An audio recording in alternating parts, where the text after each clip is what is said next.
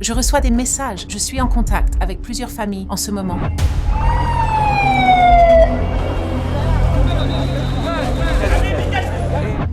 Il a dit, au lieu de ça, il voit des bébés dépouillés de leur peau et des mères avec leurs bras coupés et des gens qui ont été brûlés vivants.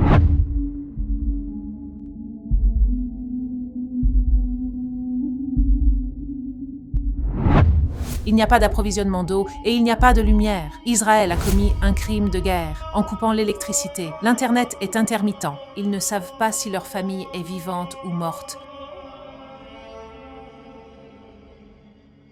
Assalamu alaikum Sir Lauren Booth, merci de nous accueillir. Nous sommes en train de traverser des moments très difficiles en tant que Ummah. Nous savons qu'en Palestine, nos frères et sœurs ont été exilés de leur maison. Il y a des bébés qui meurent, ils sont privés de nourriture, d'eau et d'électricité, ils ne savent pas quoi faire. En tant que journaliste, tu as souvent côtoyé ces personnes. Tu as eu l'occasion d'examiner les événements depuis les deux côtés. Les médias disent beaucoup de choses sur ce sujet, mais est-ce que tu peux nous dire ce qui se passe réellement là-bas en ce moment?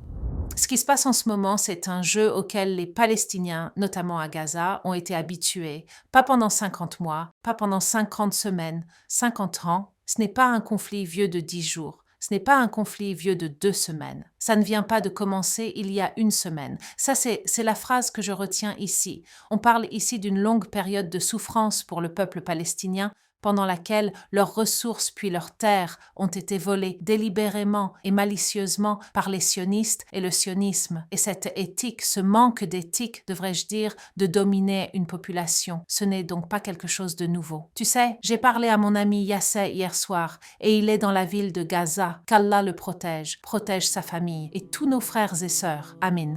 Et j'ai dit, tu es où? Il m'a dit, on est devant notre maison. Et j'ai dit, comment vont les garçons? Il a 2 jeunes fils. Il dit, Wallahi ma sœur, ils ont du mal. Ce ne sont que des bébés. Ils sont jeunes et ont moins de 10 ans. Et il dit, et quand je les regarde, je me dis qu'ils devraient être en train de faire leurs devoirs, ou jouer sur une plage, ou faire des manèges. Tu sais, se faire pousser dans la cour de récréation, s'amuser. Il a dit, au lieu de ça, il voit des bébés dont la peau a été arrachée, des mères avec leurs bras coupés et des gens brûlés vivants. Comment peut-on appeler cela une enfance? Je veux que tu t'imagines ça pendant 1 seconde. Il n'y a pas d'approvisionnement d'eau, n'est-ce pas? Ils sont en train de boire par gorgées. Oh, j'ai bu mes 3 gorgées de la journée, j'ai bu ma tasse d'eau pour aujourd'hui. C'est tout. Et puis, il n'y a plus de lumière. Israël a commis un crime de guerre en coupant l'électricité. L'Internet est intermittent. Ils ne savent pas si leur famille est vivante ou morte. Puis, on leur dit de sortir de chez eux. Je connais des familles qui ont dormi dans la rue hier soir alors qu'il y avait encore des bombardements. Subhanallah. Et est-ce que tu reçois des messages de nos frères et sœurs en Palestine en ce moment?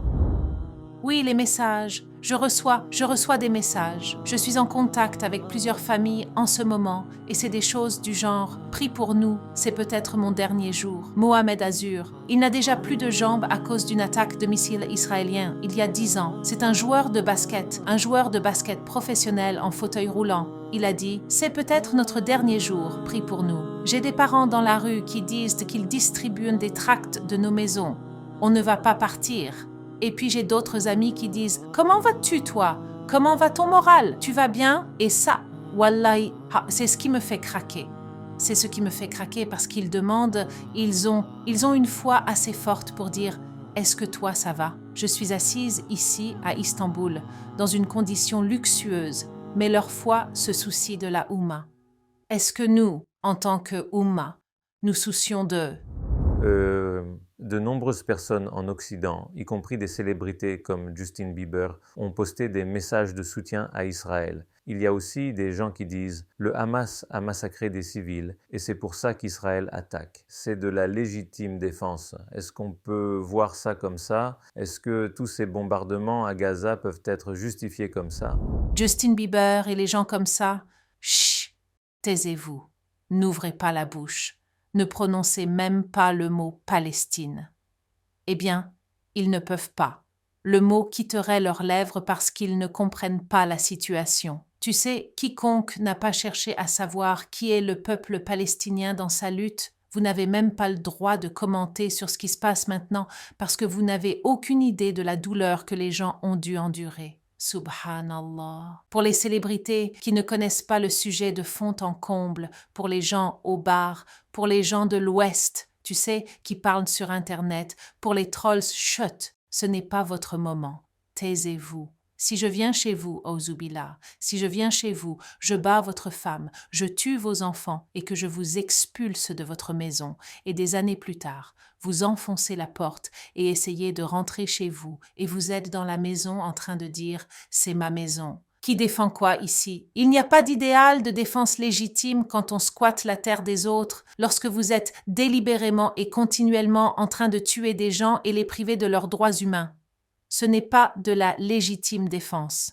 C'est ce qu'il voulait depuis le début. Netanyahou s'est tenu il y a quelques semaines à peine à l'Union européenne ou aux Nations unies. Netanyahou a pris la parole aux Nations unies il y a juste quelques semaines avec une carte qui a complètement effacé toute présence palestinienne. C'est leur excuse pour mettre en œuvre tout ça. Mais il l'avait planifié de toute façon. C'est ce qu'il voulait faire. Si tu vois les mots dégoûtants qui sortent de la bouche des médias israéliens, de leurs politiciens sionistes et des soi-disant partisans d'Israël, tu verras exterminer les Palestiniens, tuer leurs enfants, prenez leurs terres, faites-les souffrir, poussez-les en Égypte. Leur intention est très très claire. Ce n'est pas de la légitime défense, c'est du nettoyage ethnique, c'est du dépeuplement. Tu sais, en tant qu'êtres humains, on est affecté par la douleur de quelqu'un, même si c'est son bras qui s'est cassé. Alors comment Israël peut être aussi impitoyable, aussi cruel? Quel est l'état d'esprit de ces oppresseurs en commettant ces actes horribles? Qu'est-ce qu'il se passe dans leur tête? Quel est leur état d'esprit?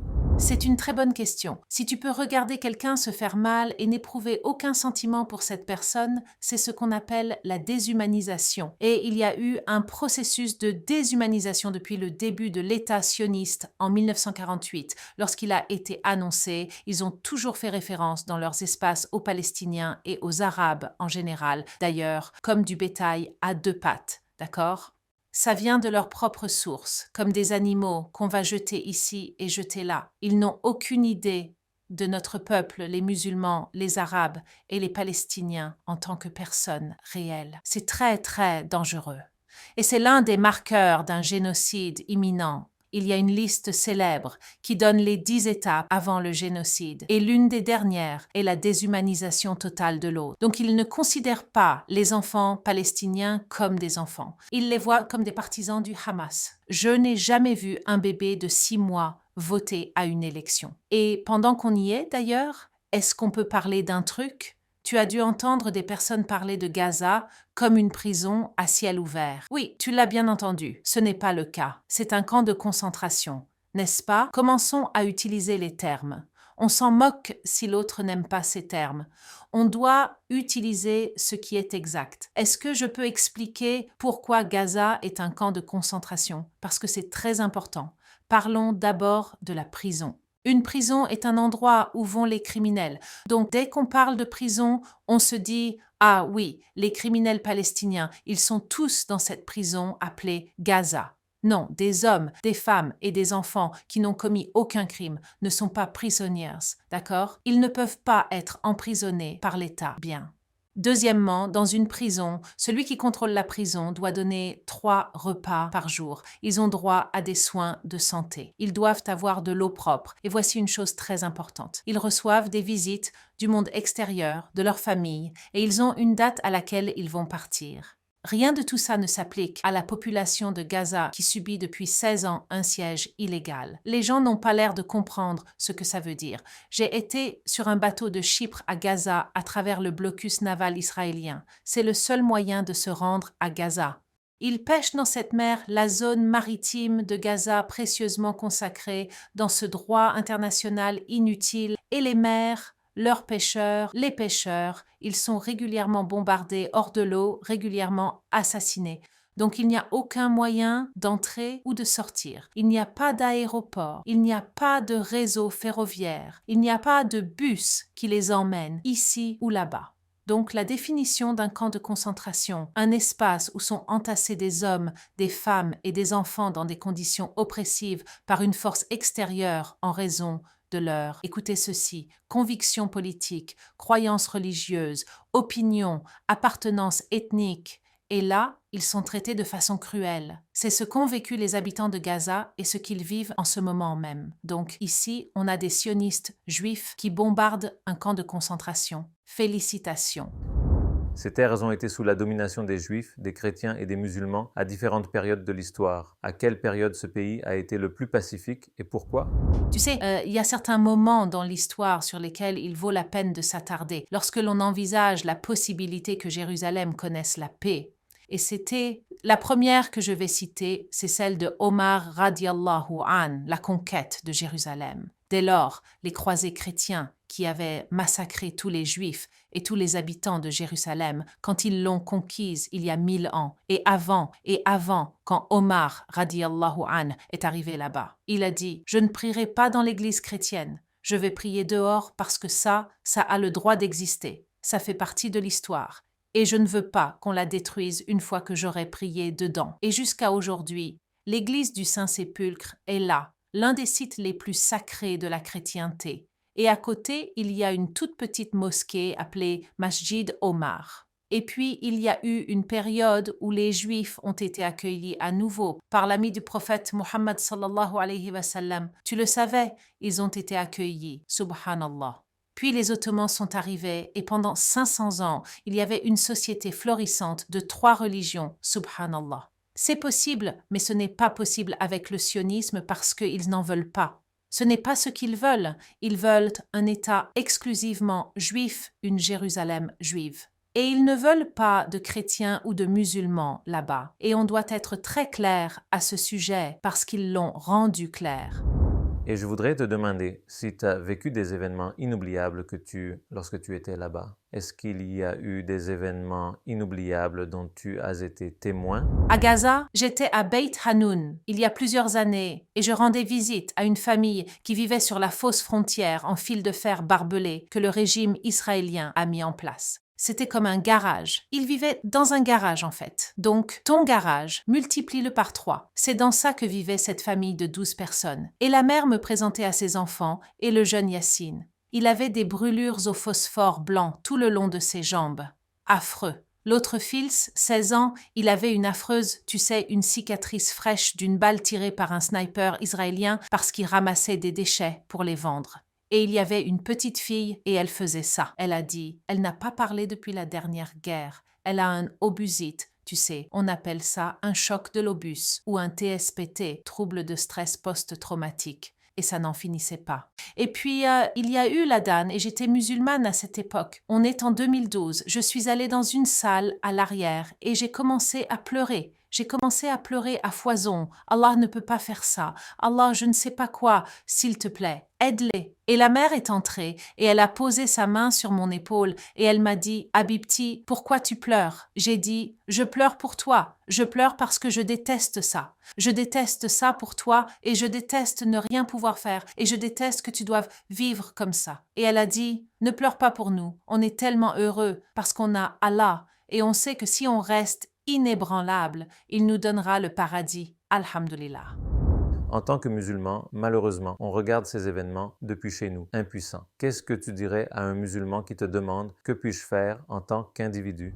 Alors que nos feeds sont maintenant remplis de morts de bébés décapités par des roquettes israéliennes, les cris et du chagrin d'une mère et des pères qui meurent, se vidant de leur sang sur le bord de la route parce qu'il n'y a plus de lit alors qu'on assiste à l'extermination de zones entières, et que la fumée envahit l'air et les gens pleurent et s'enfuient.